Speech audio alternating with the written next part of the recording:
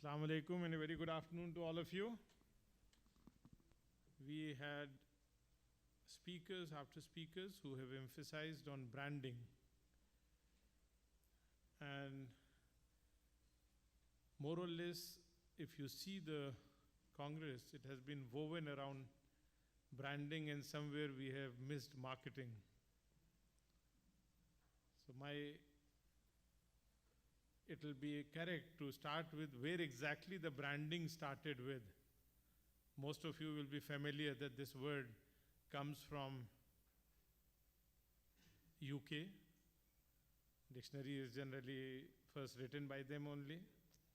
And this was basically used to identify the cows which were branded by the iron in different designs, so that the owners can easily identify which one is theirs. Old fashions catch up.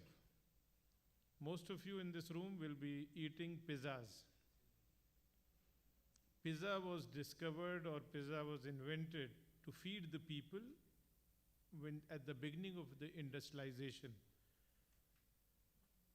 We wanted people to continuously work on machines, and for them a handy food was required, and pizza was invented, that this will keep on feeding people and they can go back to work easily. Most of you at one point of time or other have been inside a jeans. This was again a cloth which was invented for the poor class, which was rugged, didn't need lot of washing, and you can come and go and get in, get out very fast. It has come back as a heritage fashion and is part of, now we see lot of tear and wear and holes.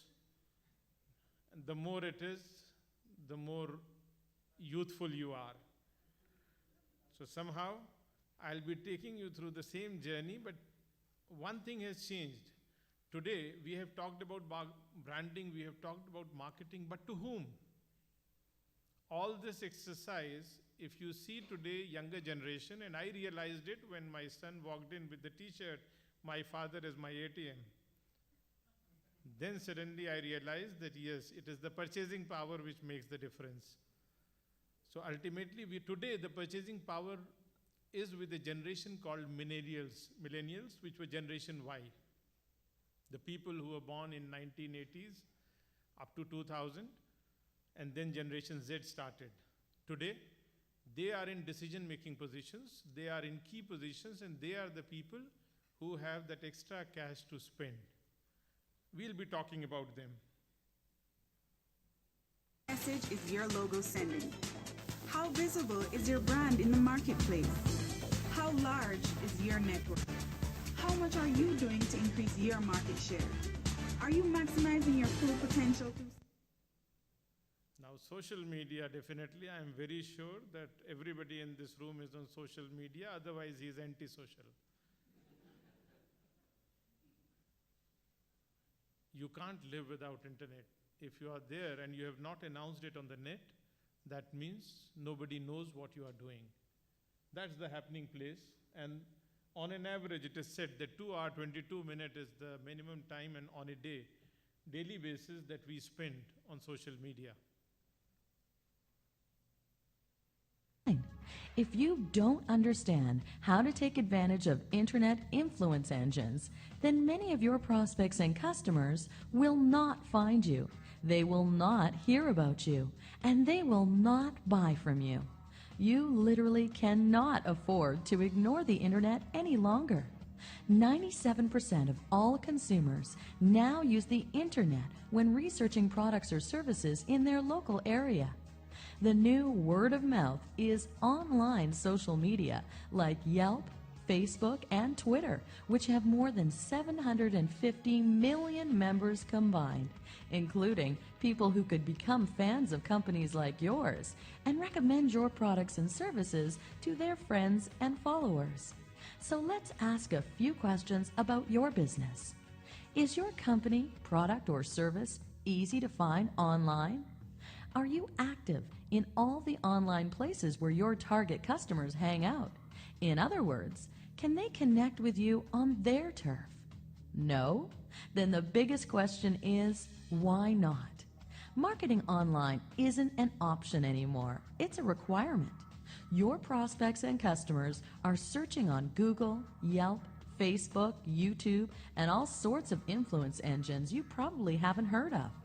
They are looking for companies like yours, companies they can trust. This is a reality, and this comes from US, where the schools have started changing the analog clocks to digital because the children are not able to read the time.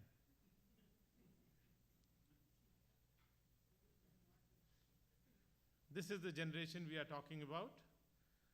We had a very funny phenomena recently. This comes from India, where the maximum job losses happened in the automobile sector. And the finance minister was grilled that how come maximum number of jobs are losing in automobile sector. She came and she told that this is because of this generation, millennials, because they have stopped buying cars and they started using Uber and all the other services which have come. And they find that renting and leasing is a better option than buying. There was a hue and cry and the whole nation stood up. There were hashtags and all kind of demonstrations that this is a very weird statement. But subsequently we realized that what she said had a substance. We are talking about the generation which is poorer, whose spending habits and everything remains as the Generation X, but overall investment in assets has gone down. It prefers to rent an apartment, it prefers to rent a car, it prefers to take a loan and study, and it says that now for this particular generation, the kind of loans that they have taken for the next 40 years, they'll be repaying it and passing their life. So this is the generation we are talking about. This is the generation which you need to sell.